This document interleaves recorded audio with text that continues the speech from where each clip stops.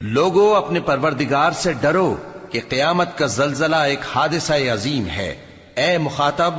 جس دن تو اس کو دیکھے گا اس دن یہ حال ہوگا کہ تمام دودھ پلانے والی عورتیں اپنے بچوں کو بھول جائیں گی اور تمام حمل والیوں کے حمل گر پڑیں گے، اور لوگ تجھ کو مدہوش نظر آئیں گے، حالانکہ وہ مدہوش نہیں ہوں گے بلکہ عذاب دیکھ کر مدہوش ہو رہے ہوں گے۔ بے شک اللہ کا عذاب بڑا سخت ہے، اور بعض لوگ ایسے ہیں جو اللہ کی شان میں علم کے بغیر جھگڑتے اور ہر شیطان سرکش کی پیروی کرتے ہیں، جس کے بارے میں لکھ دیا گیا ہے کہ جو اسے دوست رکھے گا تو وہ اس کو گمراہ کر دے گا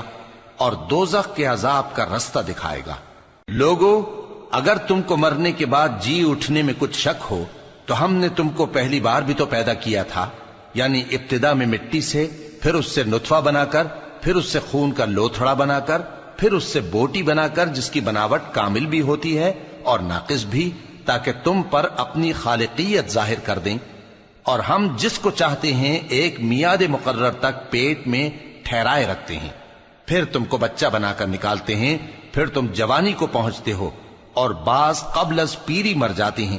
اور بعض بڑھاپے کی نہایت خراب عمر کی طرف لوٹائے جاتے ہیں کہ بہت کچھ جاننے کے بعد بالکل بے علم ہو جاتے ہیں۔ اور اے دیکھنے والے، تو دیکھتا ہے کہ ایک وقت میں زمین خشک پڑی ہوتی ہے، پھر جب ہم اس پر مے برساتے ہیں تو وہ شاداب ہو جاتی اور ابھرنے لگتی ہے اور طرح طرح کی بارونق چیزیں اگاتی ہے۔ ان قدرتوں سے ظاہر ہے کہ اللہ ہی قادر مطلق ہے جو برحق ہے، اور یہ کہ وہ مردوں کو زندہ کر دیتا ہے، اور یہ کہ وہ ہر چیز پر قدرت رکھتا ہے، اور یہ کہ قیامت آنے والی ہے اس میں کچھ شک نہیں، اور یہ کہ اللہ سب لوگوں کو جو قبروں میں ہیں جلا اٹھائے گا، اور لوگوں میں کوئی ایسا بھی ہے جو اللہ کی شان میں بغیر علم کے اور بغیر ہدایت کے اور بغیر کتاب روشن کے جھگڑتا ہے اور تکبر سے گردن موڑ لیتا ہے تاکہ لوگوں کو اللہ کے رستے سے گمراہ کر دے۔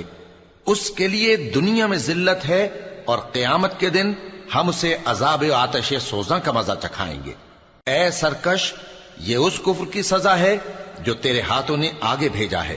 اور اللہ اپنے بندوں پر ظلم کرنے والا نہیں۔ اور لوگوں میں بعض ایسا بھی ہے جو کنارے پر کھڑا ہو کر اللہ کی عبادت کرتا ہے، اگر اس کو کوئی دنیاوی فائدہ پہنچے تو اس کے سبب مطمئن ہو جائے، اور اگر کوئی آفت پڑے تو منہ کے بل لوٹ جائے، یعنی پھر کافر ہو جائے۔ اس نے دنیا میں بھی نقصان اٹھایا اور آخرت میں بھی، یہی تو صاف نقصان ہے۔ یہ اللہ کے سوا ایسی چیز کو پکارتا ہے جو نہ اسے نقصان پہنچائے اور نہ فائدہ دے سکے، یہی تو پرلے درجے کی گمراہی ہے۔